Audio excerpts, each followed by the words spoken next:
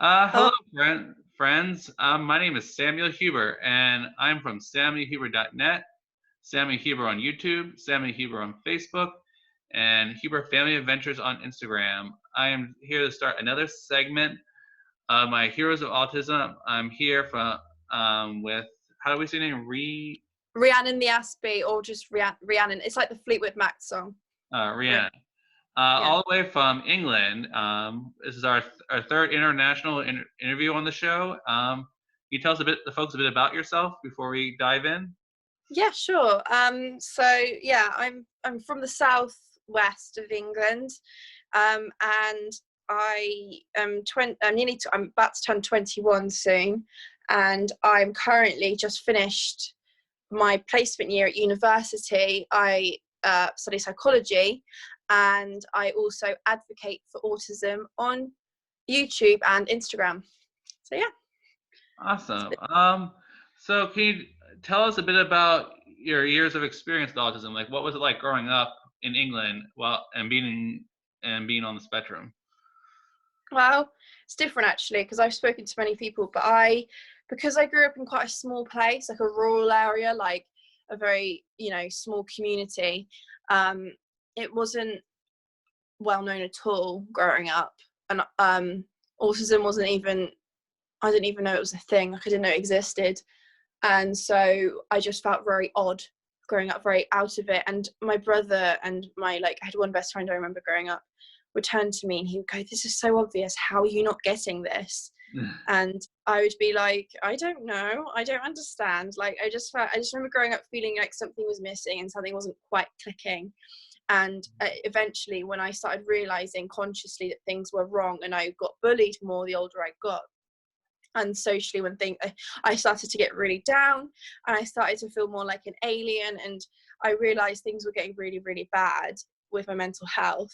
So I talked to my parents and they mentioned that in reception it was something different. I got diagnosed with mild dyspraxia, but it was something. I was like, well, if that was picked out when I was 4, something was picked out, something isn't quite right. But I didn't think at the time that dyspraxia really met up for all the issues that I had. So I went to the GP at 15 years old, and they've told me then that they suspected autism, but they also told my parents it might be wise to give her a label because it could affect jobs and stuff. That's what they told my parents. So I didn't get diagnosed. I mean, I could have because I turned 16, so it was my choice. I could have, but I was very worried. I didn't want to be held back because of a label, because you have to, if you're diagnosed, you have to disclose a disability. So for 2 years I was self-diagnosed autistic, and I changed schools at this point, and my life was a bit easier but harder in so many other ways because I was a lot more conscious of this. And then I realized I really needed a diagnosis, so I ended up starting a diagnosis route again at 17 and getting diagnosed at 18. So I've been diagnosed for 2 years now, and I'm in my 3rd year of university, and I've actually mostly learned about it since researching in my placement year on autism and my advocating on Instagram. So sorry, that might be a long-winded answer, Don't but worry, we have all the time in the world. So, what did you learn doing your research? Usually, researchers aren't on the spectrum, or are they? researchers. Yeah, like what did you learn during your time as doing research?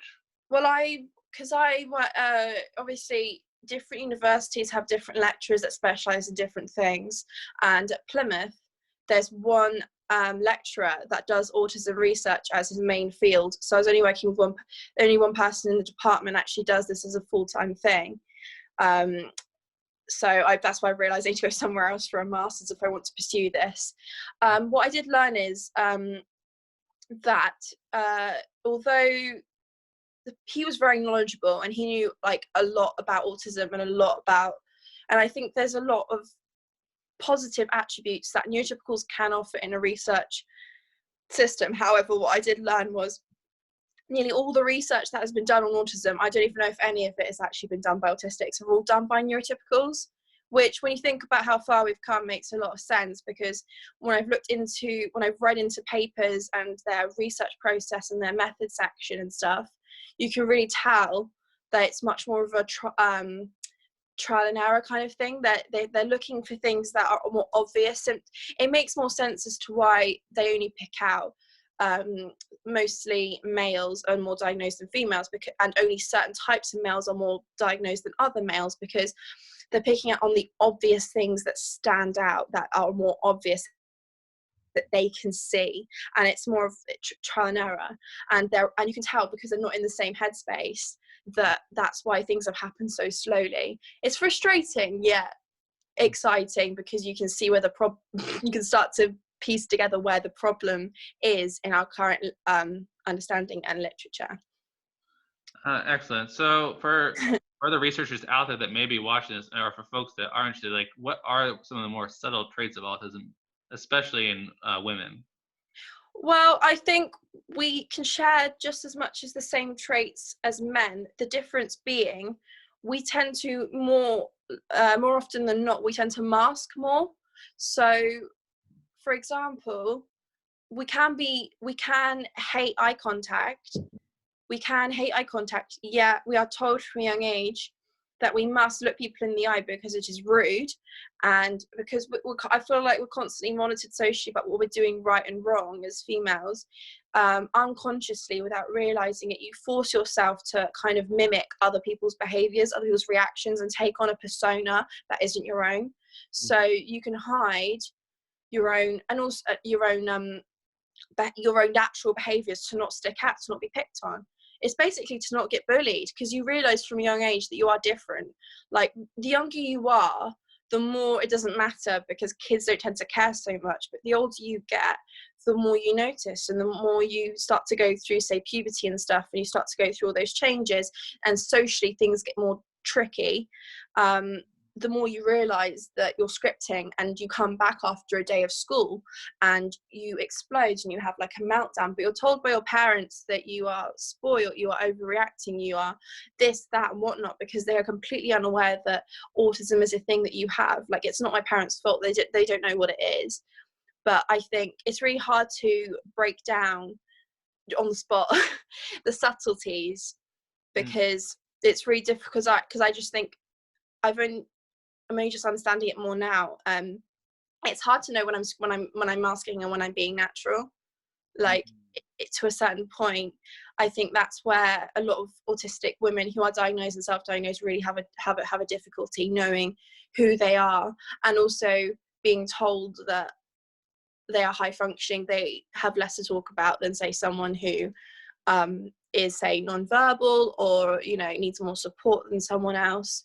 So I don't know. I guess it's just a case of acting in a sense, like putting on a persona in order to protect yourself. Yeah, I don't know if that answers your question. No, it answered it perfectly. And to translate it a bit more, guys, what she's talking about masking is that the best way to describe it is like pretending to be like something you're not, like someone, or like it's called social camouflaging in literature, in scientific literature. yeah, or like a poor person pretending to be a rich person to fit in, or an alien coming down from a different planet and trying to pretend to be human. Or it's a bit like say someone that is if someone that's born, say, as biologically a male but a female, but it's interesting actually, because I spoke to someone that I was working with this year, and they said that the masking behaviors they've seen in trans people who identify as female but are male, and are actually mimicking other males in order to fit in and not stick out. So I don't think this is necessarily limited to just autism, but it is putting on a persona. It is something that I think isn't understood yet enough, and isn't something that's really been looked into enough. Like a scale was only created in the UK on social camouflaging in September 2019. That's when it was published. Sorry. That's perfect. I did not know that's what it was called, and I think that's definitely what it is. That we've learned high, but like, in order to actually have people like us accepted, I think there needs to, in America we have Autism Acceptance Month, which is April, or it's called autism awareness, but I would love for it to be called like autism acceptance or autism celebration. Yeah. And I think the huge thing that people need to understand about people like you or I is that that that all the sensory issues that we have is the reason we have it is because we process everything consciously. Like a smell, you process subconsciously. Uh, if you're neurotypical, things you see, like anything comes through the senses, you're processing subconscious. Mm. Or people like you or I, it's all conscious. So we have to like, oh, what's that smell? Like, right, things that normal people do not, neurotypical people do not think about. We think Really about. interesting. To say, someone described it beautifully. I saw that people forget that autism isn't linear. The Mm, spectrum isn't linear. It's like this. It's like this bubble basically, and there's different traits. And some people are more sensitive to certain traits are more sensitive than others. So it's more like a spider's web, mm, and as a result, you can get. And I think that's it, and it's why they are neglecting the subtleties. And actually, when you think autism, you think someone that's socially awkward, you think someone that can't create conversation, you think typically males, right? That's the mm, first thing that comes to your head. Like if I think about autism, that's what comes to my mind when I first think of it. mhm, And the problem with that is they haven't, because they're not asking people. Like a lot of the research has been done, they're not really interviewing people, they are just doing observations and mm, looking at certain tasks and comparing them to neurotypicals that are the same age group and stuff. mhm, And the problem with that is you can only get so much from seeing that, and also the people that they bring in as well. It's hard because I spoke to my supervisor and he said it's hard to get people to come in and take part in your research. But however, they say it's hard, but the people that carry out this research are not on the spectrum themselves. That's probably why it's hard, because we have this fear, I think, of going in. I know a lot of people and seeing professionals, because I don't know if this relates to, this is going off on a tangent, but I've got friends that have been institutionalized mm, because they've had a meltdown and they've been mistaken for being psychotic. And it's horrendous. They've been misdiagnosed with all sorts, being given drugs that they really shouldn't be on. mhm. And I just think there are just things that just need to be looked into a different lens. I think there's definitely a lot of we can gain from having neurotypicals in the research field. We just need more autistics in the field, and asking more questions, just because it's just because it's a lot more complex than people give it credit for, really. Mhm. Yeah, it's definitely a very complex thing, autism, because it affects everyone of any race, religion, Different way. social class, and we and researchers just don't know where to go. But I think that's a beautiful thing that there's like limitless things that we can learn from autistic people. And there's also not much talk about like there are actually the fact that autistic people have been shaping our entire planet for the last 2 centuries. There's evidence with Einstein, Tesla, Steve Jobs, John Lennon from England, Tim Burton, Temple Granite. There's so many famous people that have really changed the world for the better. Something I would like to see in research, like looking for like looking at positive, happy aspects of autism.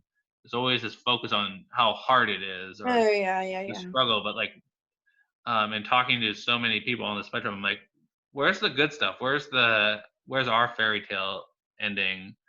When do we get a chance to be happy and show the world I how? think the problem with, I think I had a discussion not about that directly, but the problem with the thing is, the reason why we focus on our issues so much is because, well, one, it's so misunderstood that we're trying to understand them. So we're trying to communicate this and being like, can people relate? Can people relate? And then as soon as you realize this is a thing that is really common, you can start to accept it within yourself and then learn about it and actually find ways to get through it. But also, because this is built around a neurotypical world where these norms are a set place, and if you do anything different, you stand out. We constantly have to try and change our behavior and are told that our behaviors are bad. So as a result, we deem all of these difficulties that we have as problems, and we focus in on them because we struggle so much on a regular basis just to be us. Mm-hmm.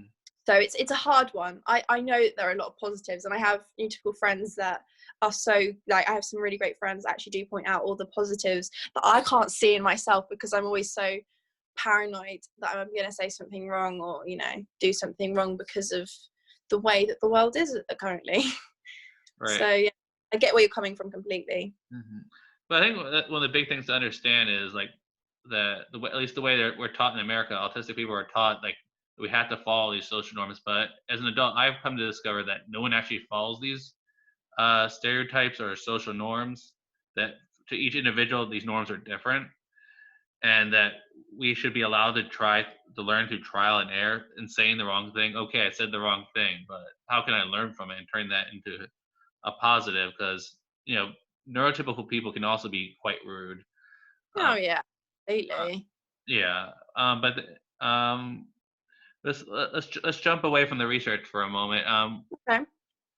What can you tell us about socializing for you? And since you're an adult, like what's dating like for an autistic girl? That's funny. You're funny.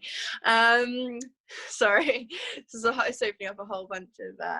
So I'm a very extroverted person. I'm a very people person, and I've been in one long-term relationship, and that was really hard. Actually, I got into that relationship just after I got diagnosed, when I moved away.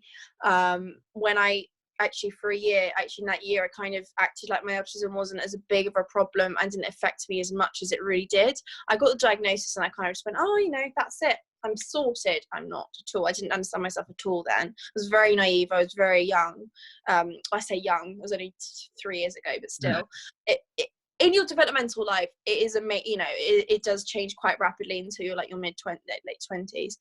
But I find dating very difficult, even though I'm quite like a forward person, and I'm a very flirty kind of person, because there's all these subtleties, there's all these things that you have to do. It's always like, right, he's replied, you have to wait like 24 hours before you reply. You have to leave him waiting. There's all these rules that you have to stick to, because if you don't, you appear too eager, you appear this and whatnot. And I've had a lot of negative experiences where because I think because of the nature of being on the spectrum, quite naive and thinking the best in people, where I've been led on, where people have messed me around and all sorts. And I think it's definitely made me and also because I can tell pretty quickly whether I click with someone or not.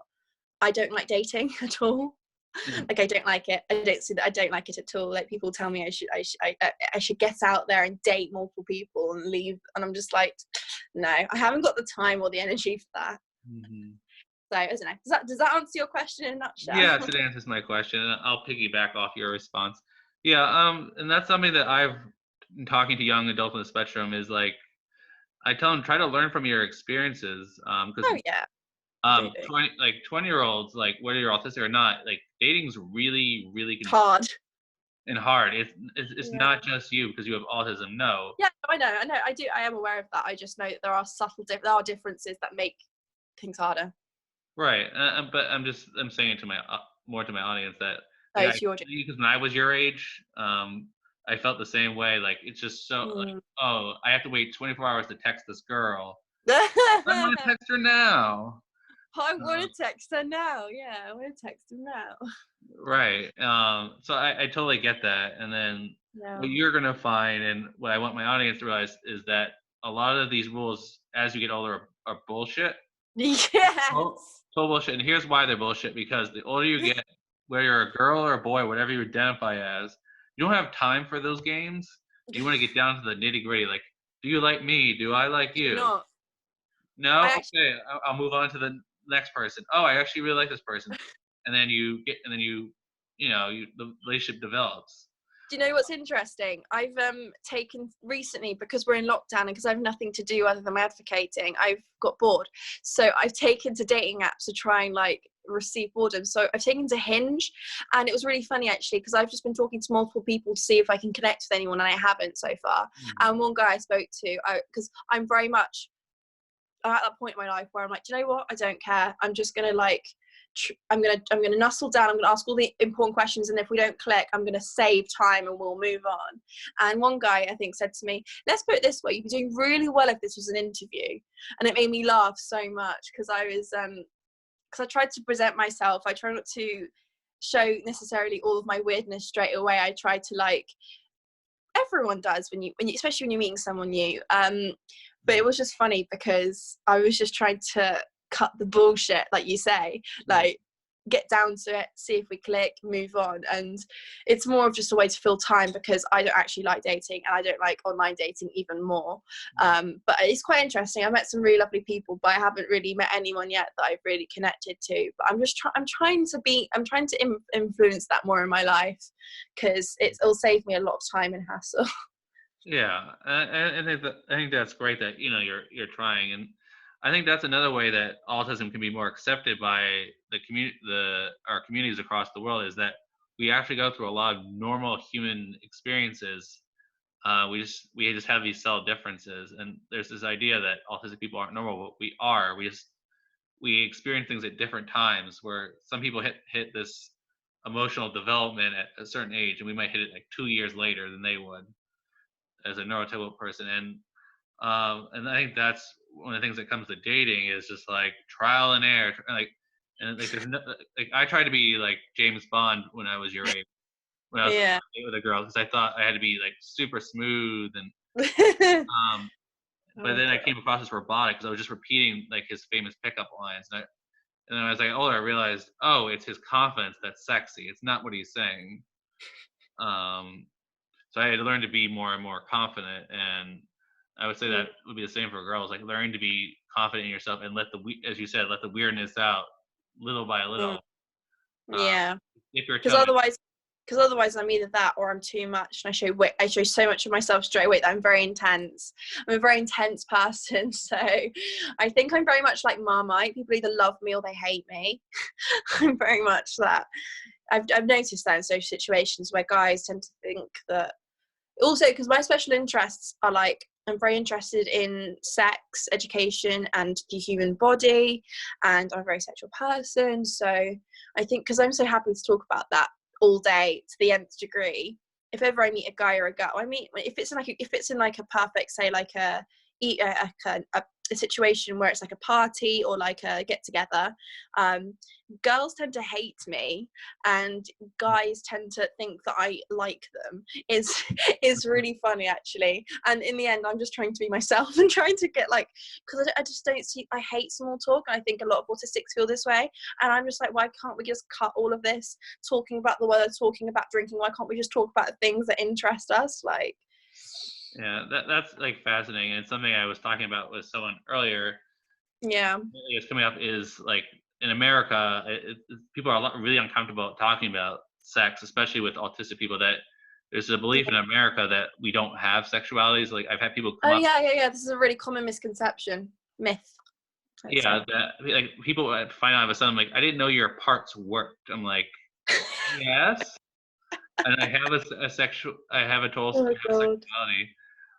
Since you seem to be open about talking about that, and it's not talked about, so like, what is sexuality like for a girl on the spectrum? Confusing, confusing, intense.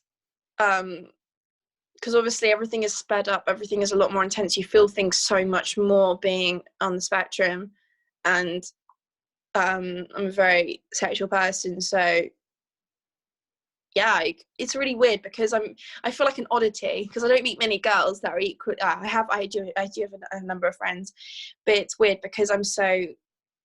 I make a joke. I say I'm more like the typical male because I have like a really high sex drive, and I am really interested in talking about it, and okay, I don't like doing this all the time, but sometimes I like to have some fun. Sometimes I like to have some casual sex, like sleep around a little bit. Like I did it to rebound. I've done it just to have fun because I've been at university, and it's really funny actually because of the way my brain works. It's quite funny. I keep thinking like because I just don't. You don't see enough of like females in general that are openly talking about sexuality and stuff, but it's interesting because I've actually found papers that more people that are bisexual and gay females that are autistic than are non-autistic. I think because we think about things so much more. We are so much more aware, I think, of ourselves to a certain extent, which can be both bad and good. So Mm-hmm. So there yeah, you go. basically, when you're having sex, you feel everything a bit more, like Sounds like you're like definitely like more present in the moment because Yeah, our heightened sensitivity uh, to our physical bodies is definitely a common trait both men and women on the spectrum. yeah, completely. What would be your advice to uh, girls? How do you become comfortable with your sexuality? Because both in America and England and Yeah. around the world, girls are taught to be like pretend they don't like it.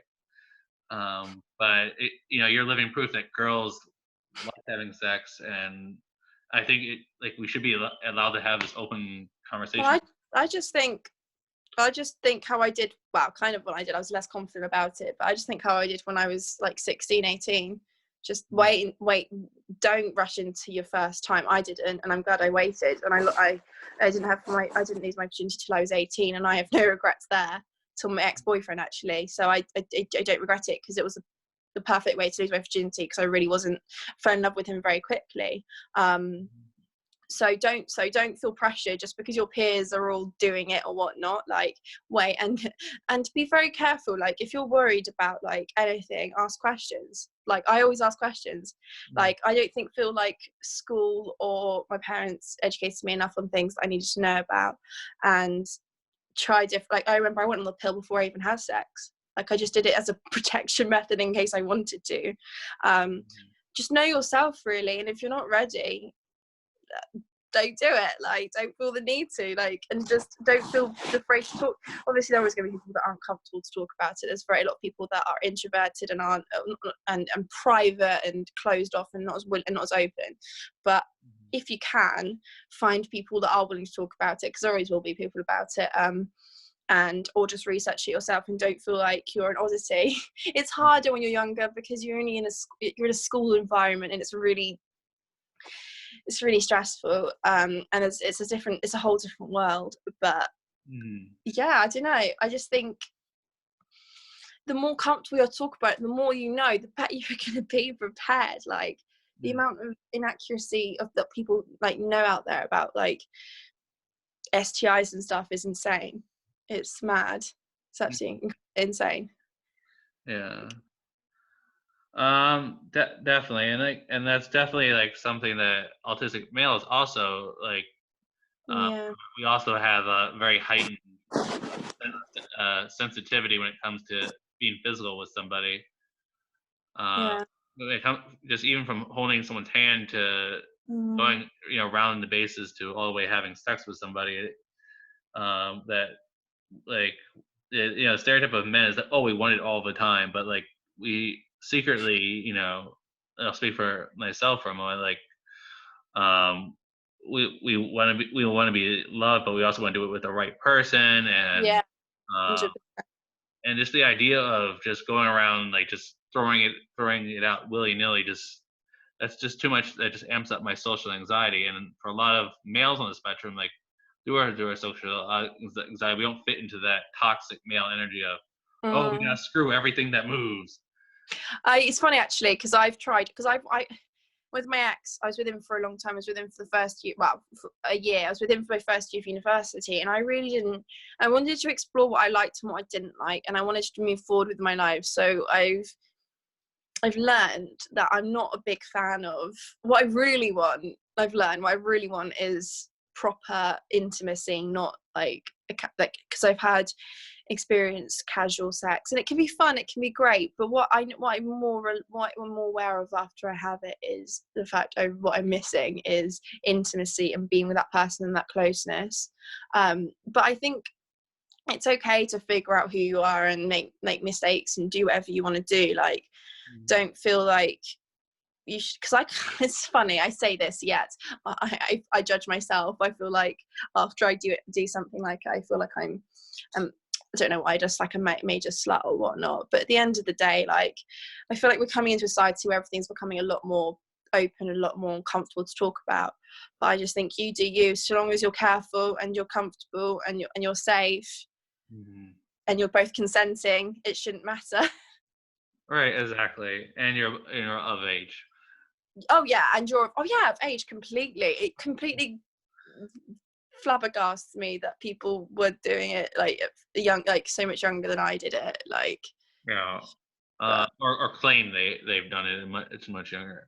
yeah, If you go to find out, if you actually talk to the people that they did it with, oh, we barely kissed. Um, so like, so any teens that are watching this video, like, your friends are probably bullshitting you, just so you know. And then, yeah, like you said, like, just wait until you're actually comfortable. There's like no rush. You have a whole yeah, because time. yeah, it's a really important thing. Wait until you're of age and wait until you're comfortable and it's with the right person, I think, at the right time, I think, because your first time you're never gonna get it back. Yeah, especially for women who, it hurts the first time, and No, that's interesting actually, because it doesn't always the first time. For me, it was the third time. uh, So it's weird. It's different. It's different depending on how you work and stuff. So it varies. and that's the important thing to accept, that sex is gonna be different for everyone. It's not gonna be like what you've seen in pornography. Oh God, no! That's the really bad thing about pornography and the dangers of it. And I've watched loads of documentaries on the dangers of porn. Like, Yeah, I've seen those too, and that's why I wanted to tell, because a lot of students that I've had and younger people that are much mm, are like, well, I had sex, but it was nothing like I saw in those videos. I'm like, you have to realize that those videos, like, they focus in on the parts that get people off. It's not, they don't teach you about true intimacy, which is like, no, from kissing on the sofa to the bedroom, and it's yeah. the slow And progression. also, when you first, and also what people forget and is like, even after, I mean, when your first time's never going to be amazing. It's going to be awkward. No one's not going to know what they're doing. You're going to be confused. It's going to be weird but exciting, but it's going to be a big whole mixture of emotions. Because I lost my virginity. It's quite nice actually. Me and my ex lost our virginity to each other, so it was quite a nice moment between us both. Mhm. Which was nice to think, that we shared that, and now we don't see each other and speak to each other anymore. But I just think what people do forget is, and also I think you forget it as well, it's human nature to forget that when you're with someone new for the first time, it's not going to be the all or the end all, regardless if you lose your virginity to one person then feel like you've gained experience so you know what you're doing now. That's bullshit. Like, it's going to be awkward, it's going to be different for every single person you're with. Obviously you do get more comfortable after you've had sex, but that doesn't detract from the fact that when you're with someone new, it's a different person. You've got to learn more about them. It's like a friendship. Sorry, it's such a weird thing to compare to, but when you're Oh, friends with someone yeah, friends with each other's bodies, like, because people like different things. Some people have. yeah, it's really similar to like getting to know a friend and to getting to know someone with their bodies, like sexually. Like, it's going to take time before you know each other better for it to really really get really good, and I just think it's important not to rush into anything and to make sure that you're comfortable and safe, and it's okay to say no, because I think that we aren't taught enough about consent, to be honest. And I've been in situations where I wish in the past that I'd been educated better on it. Mhm. So yeah. Yeah. All right. So that concludes the sexual education of this interview. Yeah, sorry, I could talk about that a No, lot. I'm glad you're so open about it, because in America, I don't know how it's in England, but people are so prudish, and like, they I tr- know people are very much don't like talking about it. Most people. Well, I right, don't know. It's but varies. I'm at uni actually, so it's quite a big topic that always crops up because I'm at university. But I also know at the same time that a lot of people. It's changing. It's changing the older you get. yeah, That's definitely, and I'm glad we were able to talk about it, because it's a, like, as people are still getting used to the idea that autistic people have sexualities, and are allowed to and we're allowed to express it, because, like, yeah. just as much as the next person, in our own unique way. And my other big advice that we haven't said on it is, don't go with the stereotypes about sex. Like, go with what you're saying. What feels comfortable is, do consent from both people. Yeah. That what you And see. also, I was going to say, sorry, I had another point. Also, I just think that I've met a lot of people on the spectrum that are asexual. Like, it's really weird. People tend to either be like, and I think it's really important to know that it's not for everyone, and it's okay if you don't want to do it. Like, that's also okay. Not everyone, because sexuality itself is also a completely different thing, and not everyone has the same needs as each other. Yeah, sure, I'm happy to talk about it. And yes, I have this particular high sex drive, but everyone is different on that. And your perfect normal will be different person to person. It's all about communication, listening, and understanding and respect. Sorry. No, it's all right. It was definitely interesting, and yeah, and I think that's the key as a young person, autistic or not, is finding your own identity in your sexuality, and because sexuality in itself is a spectrum, and it's what's funny about human Yeah. behavior is all human behavior is a spectrum. Mm. Being a man, a woman is a spectrum. There are some men that are very feminine. There's some men that are very masculine. There's some girls that are very girly. Some girls that are Yeah. boyish. And I think once we realize that there's no such thing as normal, like we can explore things like sex, dating, intimacy, and I think boys should be allowed to talk about intimacy without people Yeah. shaking their fingers. I'm a big believer in boys should be able to talk more openly about their feelings and this normalness about surrounding Right. things. I'm a very much big believer in that. I Was mean, it obviously, there's always going to be people that want to be private and don't want to disclose things, but I think if they should be able to, if they want to, feel comfortable to. right?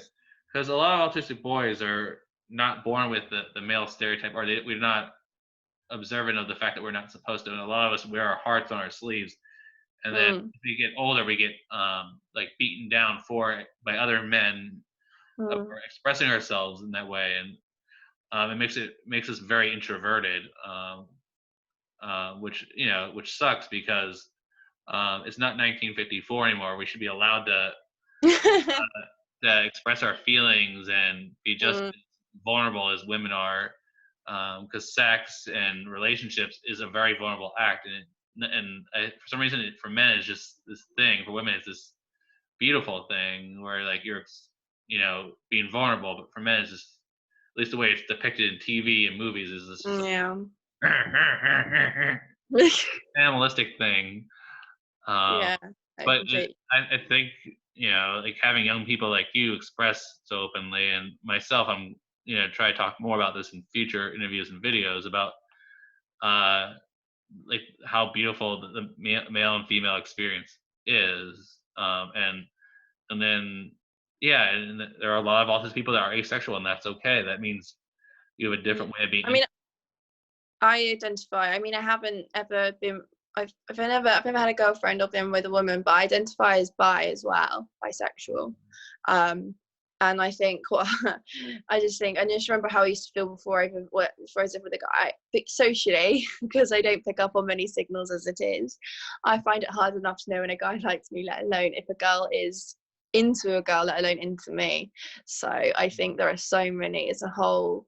But I just generally think that as much as it's harder because we don't pick up on when our brains aren't wired in the same way, Mhm. um that I think it's a general difficulty that everyone goes through growing up and coming of age. I just think it'd just be nice to make it more normal and not, I don't know, and not to be asked. I don't know. I think that's it. I'm rambling now.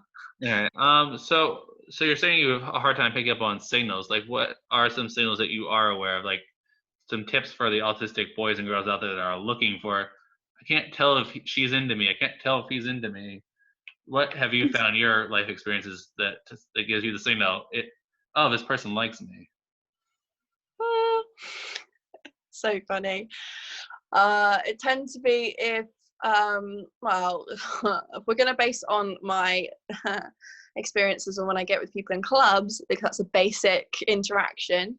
Mm. If a person, regardless of their gender, who you're interested in, if someone is taking the time to talk to you and only you, and I don't know, it's really difficult when it's difficult to put into words, but if they've taken that time to talk to you and just you on their own, and they aren't like in a hurry to go back to their friends, if they're like happy to speak and communicate, and you don't feel this horrible pressure to put on a certain persona. I mean, obviously you're both going to be nervous, but Mhm. it kind of flows, but also you're kind of if it kind of just feels right, and it that's when I feel like it kind of, I don't know, works. It's difficult because I don't really know, to be honest. I think it's more of, if I like someone, I'm very much wear my heart on my sleeve, which can be bad. But I'm very like, if I like someone, I don't necessarily say it, but I can communicate it with my body language and like. What would that be? What would be that body language? Well, I'd just be turning to, my body would be turned towards them, and I'd be not necessarily looking at them in the eye, because we all know that can be tiring, eye contact and stuff the entire time. But you don't want to be too intense. You don't want to look like a psycho or anything. But just, I always am so excited. I'm excited to talk to. It's difficult because boys think I'm interested in them when I'm not, because I'm a very flirty, open person. So it's hard. But I feel like when I really like someone, I kind of don't want to leave them. I want to keep talking to them. I don't want to go. It's that sense of, I don't want to leave you kind of thing, you know. It feels effortless, and it's a two-way thing. And usually you can tell it's the same way. Sometimes I've been in situations where a guy's been like, okay, I'm sorry, I've got to go, and you can tell they're not interested, or, you know, because they kind of make it more obvious then. But it's I don't know, it's when you really like someone properly, and it's proper feelings, and it's not just the case of you like them, you know, there's actual attraction, proper attraction. They're not, it's a night out and you're just getting with someone. When you really like someone, it's this kind of feeling that you can't really explain. It's very much like a, Oh, you froze. Ah. Come on, internet. Come on.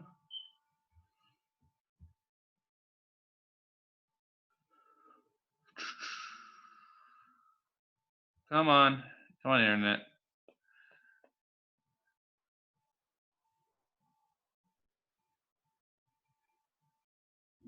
sorry. All right. Sorry, folks. The video froze there. So as you were saying, so if someone's really into you, If someone it's if someone's making any excuse they can to get away from you, they're not interested, and you're barking up the wrong tree. But sometimes it's harder than that, and people are really polite. There's a very much, well, especially, I don't know if it's the same in America, but over here people don't want to offend. The more drunk someone is and the ruder they are, the more they're likely to be obvious. But if they're finding any kind of excuse to get away from you, if their eyes are darting anywhere else and they are looking, if you got to study someone, look at their face and see, do they look like uncomfortable? Do they look like they want to get out of there? Like, right? And try and just, yeah. But if someone doesn't, then they will find, you know, any way to stay with you. And yeah. But then again, I'd like to point out, people can take advantage of that and know that what attributes to present themselves, and you can have people that mess you around and bad things can happen. So you've got to be very wary of bad people out there as well. That's very good advice. And the other huge thing for neurotypical people who are hitting on an autistic person, and our eyes are darting over everywhere, but we're staying right where we are. That means we're interested. We're not going to make eye contact with you, but we're more focused on listening to you.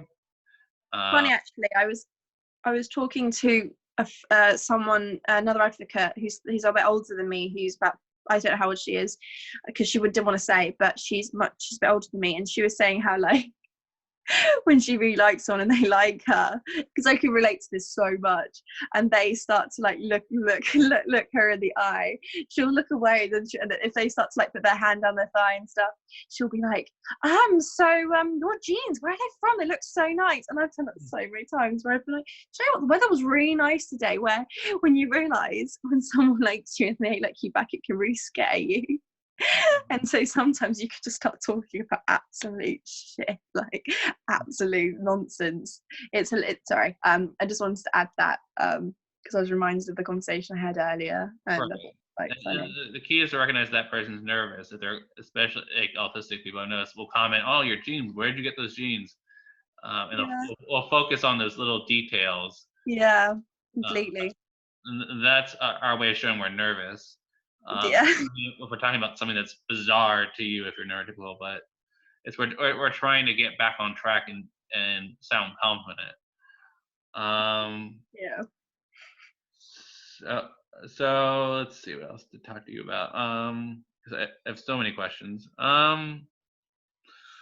So when it comes, I guess jump to employment for a Mm. minute here.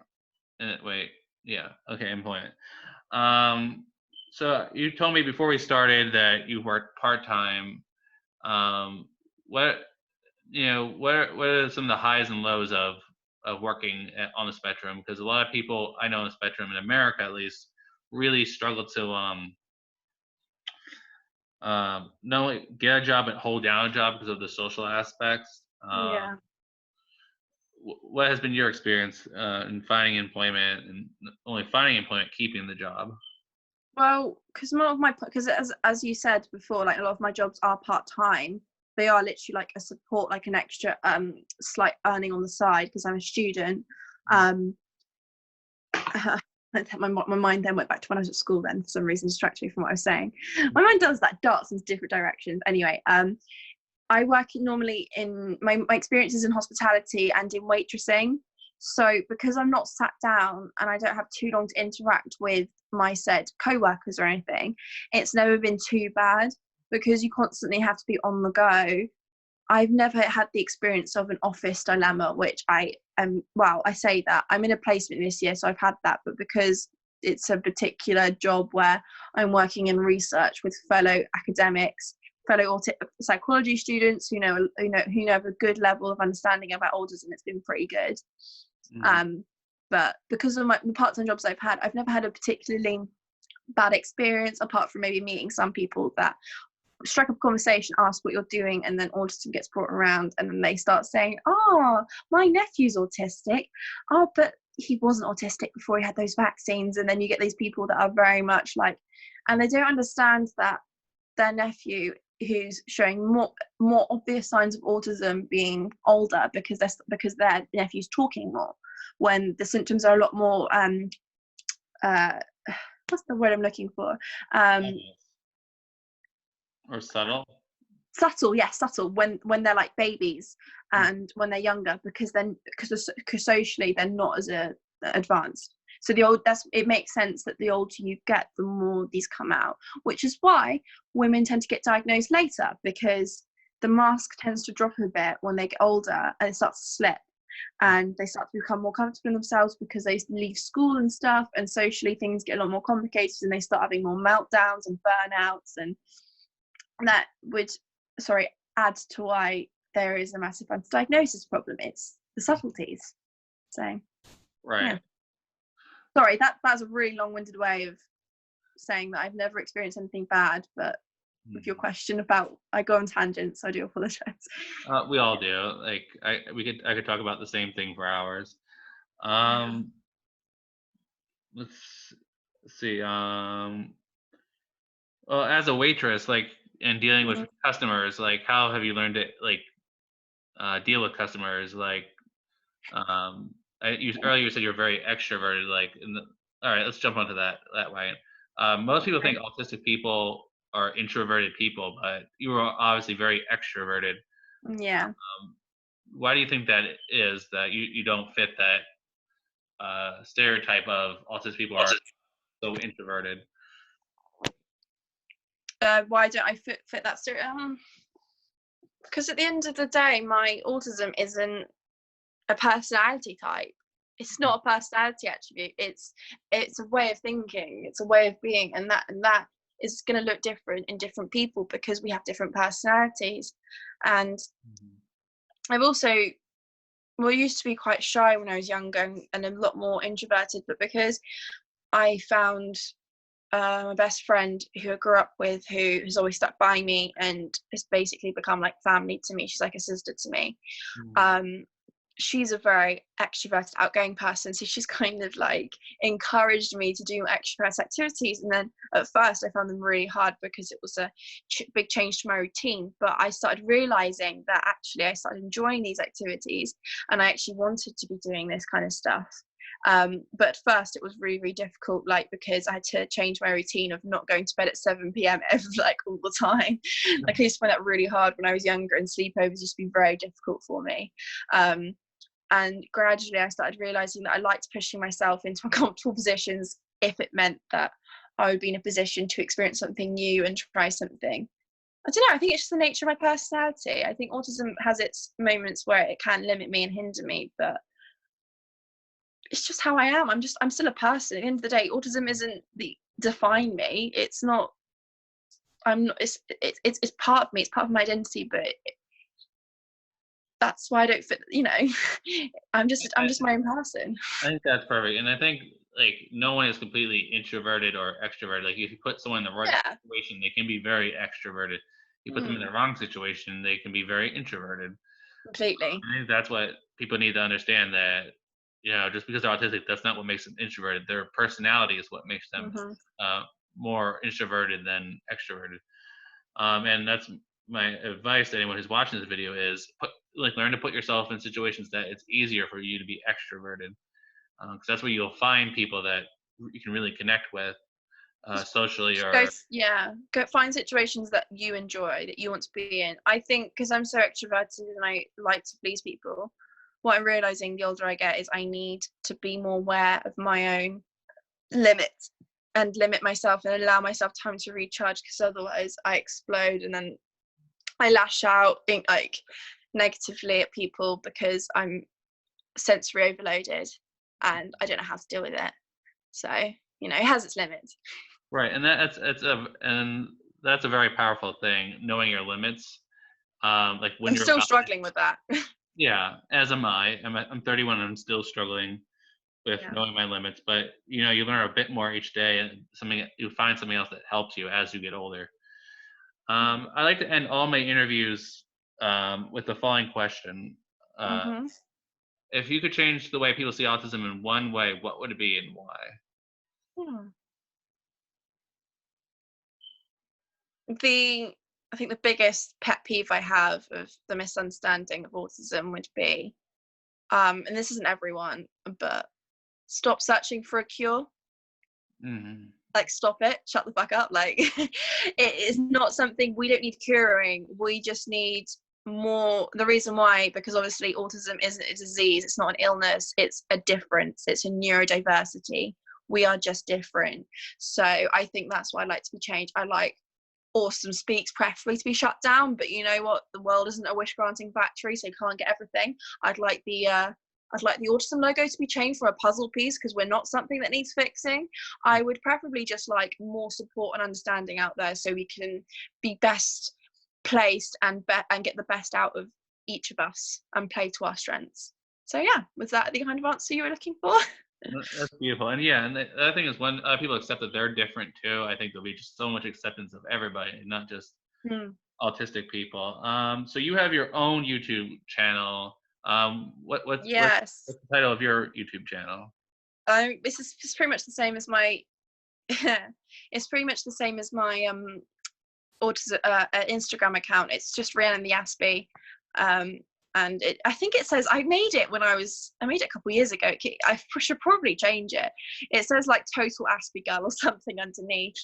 But I have 5 videos because I actually started it and I took videos down, because when I started it I was in a really bad headspace and it really showed.